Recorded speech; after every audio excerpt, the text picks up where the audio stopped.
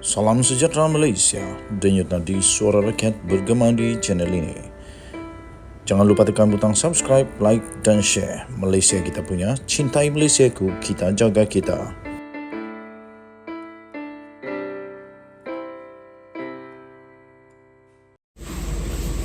Salam sejahtera Malaysia, denyut nadi suara rakyat bergema di channel ini. Tuan-tuan dan puan yang dihormati sekalian, hari nampaknya mau hujan, syukur pada Tuhan.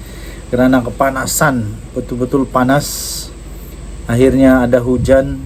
Selalunya kita menganggap hujan itu hujan rahmat, ya, hujan rahmat. Jadi kita harap-harap cuaca panas ini akan berlalu, dan orang-orang kampung yang memang sudah kesusahan sekarang kerana air tidak ada, sudah miskin, jadi lebih miskin kerana kami terpaksa beli air lah pula. Berasa beli air, jadi dari miskin jadi lebih miskin kerana terpaksa beli air. Air pula satu tangki lebih kurang dalam 60 ke 70 ringgit, dan tangki hanya boleh bertahan untuk satu tangki dengan minum, mandi, cuci baju dan sebagainya, hanya boleh bertahan 1-2 hari. Jadi terpaksa beli lagi, tapi syukurlah mulai hujan. Okey, baik. Kita ucapkan selamat Hari Raya kepada semua pihak polis yang sentiasa tidak putus-putus menjalankan tugas mereka dengan baik untuk menjaga keamanan negara Malaysia.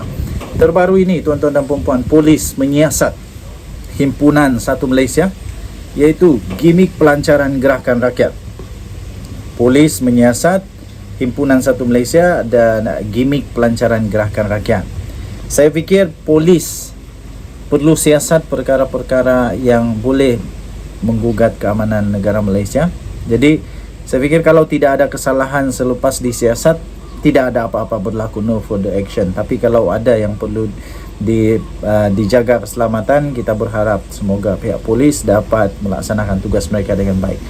Dan itu polis membuka 2 kertas siasatan berhubung perhimpunan pada 1 Mei 2023 dan sidang media gimik pelancaran gerakan rakyat yang telah diadakan di 2 lokasi di Ibu Negara di antara pukul 10 pagi hingga 12 tengah hari pada hari ini. Okey, jadi berita ini diterbitkan di Malaysia Kini 1 Mei 2023 pukul 10.23 tengah malam. Ketua Polis Daerah Dang Wangi ACP Nur Delhan Yahya berkata, perhimpunan yang diadakan di hadapan bangunan Maju Junction telah menyaksikan sekumpulan peserta yang berarak melalui Jalan Tuanku Abdul Rahman, Jalan Tun Perak ke Jalan Lebuh Ampang, dan satu lagi perhimpunan dikatakan diadakan di sekitar Kompleks Sogo, Jalan Tuanku Abdul Rahman. Beliau berkata hasil pemerhatian daripada polis mendapati kira-kira 200 orang telah menyertai perhimpunan tersebut di hadapan bangunan Maju Junction, manakala kira-kira 30 orang lagi terbabit dalam perhimpunan di hadapan Kompleks Sogo di Kuala Lumpur.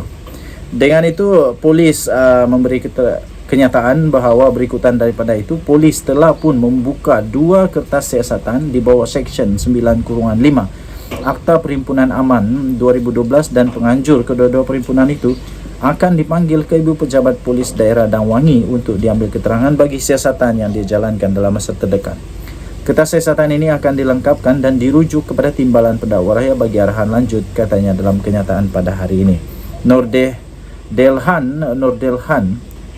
turut menasihatkan orang ramai supaya tidak mengambil bahagian dan tidak terbabit dengan sebarang perhimpunan yang tidak mematuhi peraturan undang-undang bagi mengelak dikenakan tindakan. Kita jaga keselamatan bersama-sama, jaga diri, jaga keluarga. Tidak perlu untuk ikut perhimpunan yang tidak ikut undang-undang, tidak perlu untuk ikut demo yang tak ikut undang-undang. Tapi kalau ikut undang-undang saya fikir okey juga. Tapi kalau tidak ikut undang-undang, elakkan daripada mencari masalah, mencari pasal kepada diri sendiri. Itu akan membuat kita sendiri dalam masalah. Kalau kamu boleh dengar guru sudah berbunyi, saya berdoa semoga hujan akan kuat sebentar lagi supaya tangki air boleh penuh, dan kolam-kolam tadahan air yang diperlukan oleh orang kampung mulai penuh semula. Dan kita juga berharap semoga tanaman-tanaman yang ditanam tidak akan mati kerana cuaca yang panas ini, ya. Sebab di kampung ada tanam padi dan sebagainya, sangat memerlukan air. Jadi kita ucap syukur kepada Tuhan dan tahniah kepada polis Diraja Malaysia yang telah pun menjalankan tugas mereka dengan baik. Denyut nadi suara rakyat bergema di channel ini. Bye-bye. Salam sejahtera Malaysia, denyut nadi suara rakyat bergema di channel ini. Sebelum saya teruskan, saya ingin tanya pendapat kamu. Pendapat anda semua penonton, subscriber, follower dan juga semua member yang dihormati, disayangi dalam channel ini. Pada pendapat anda, masih relevankah Tun Mahathir menjadi kuasa politik di Malaysia? Dengan usia 98 tahun, masih relevankah Tun Mahathir ini menjadi rakan kongsi bagi parti yang lain atau bagi individu yang ingin menang pada pilihan raya, yang ingin cuba untuk berkuasa semula di Malaysia?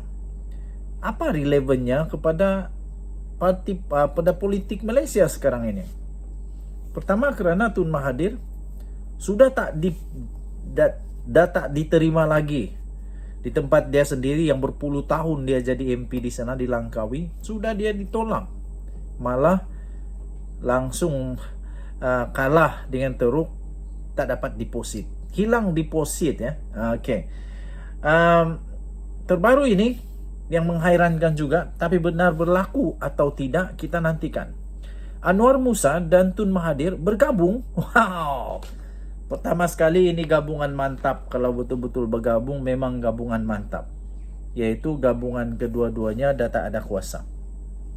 Anwar mengadakan pertemuan bersama Tun Mahathir di kediaman bekas Perdana Menteri itu pada Ahad yang lalu. Laporan ini dicatat pada 30 April di Sinar Harian. Mungkin tajuk itu yang tu diambil Anwar Musa dan Tun M bergabung kerana Anwar Musa pergi melawat kerana ada pertemuan ini. Tapi benarkah mereka akan bersatu atau bergabung? Apa relevannya? Adakah boleh menang kalau mereka bergabung? Kenapa Anwar Musa pergi cari Tun Mahathir? Adakah kerana Tun Mahathir banyak duit kah? Tak pastilah. Presiden Pertubuhan Muafakat Nasional, sebuah badan NGO yang diterajui oleh Anwar Musa, memberi gambaran mungkin mewujudkan satu kerjasama politik dengan bekas Perdana Menteri Tun Dr. Mahathir Mohamad susulan pertemuan kedua mereka yang berlangsung pada Ahad. Menerusi satu hantaran di Facebook, Anwar Musa berkata beliau bersama dengan Tun Mahathir sepakat untuk terus berikhtiar mengukuhkan muafakat dan perpaduan orang Melayu dan Bumiputra di negara ini. Katanya, kami sepakat untuk terus berikhtiar untuk mengukuhkan muafakat dan perpaduan orang Melayu dan Bumiputra serta memastikan muafakat orang Melayu dan Bumiputra kembali menjadi teras politik dan pentadbiran negara. Tambah Anwar Musa lagi, selain itu amatlah penting kita menyuburkan muafakat bagi mengurus negara kita yang berbilang bangsa dan agama ini dengan baik. Seperti mana Tun pernah lakukan sekian lama sebagai Perdana Menteri, katanya. Jelas Anwar, pertemuan yang berlangsung di kediaman Dr. Mahathir itu membincangkan mengenai politik, khususnya soal masa depan orang Melayu dan Bumiputra di Malaysia, serta hal ehwal semasa politik negara. Jadi katanya sejak dulu Tun Mahathir begitu passionate bila bercakap tentang orang Melayu. Wow. Katanya lagi, walaupun saya dan Tun sering berbeza pendapat dan haluan politik, namun saya amat kagumi kepimpinan Tun Mahathir yang begitu banyak membawa impak dan amat berjasa kepada negara, kebijaksanaannya serta ketajaman pemikirannya kekal hingga sekarang, katanya. Sinar Harian pada Februari lalu melaporkan Anwar Musa memberitahu akan menyertai salah satu daripada 3 parti yang pernah membuat tawaran sebelum ini. Jadi kita nantikan adakah beliau akan bersama dengan Mahathir pula. Baru-baru ini pula Anwar memaklumkan kepada media agar menunggu selepas beliau habis puasa 6 ketika diminta mengulas mengenai hala tuju politiknya. Wow. Apa impak yang akan dia akan bawa kalau dia bersama dengan Mahathir? Kita nantikan bersama-sama. Dan yang tadi suara rakyat bergema di channel ini. Bye-bye.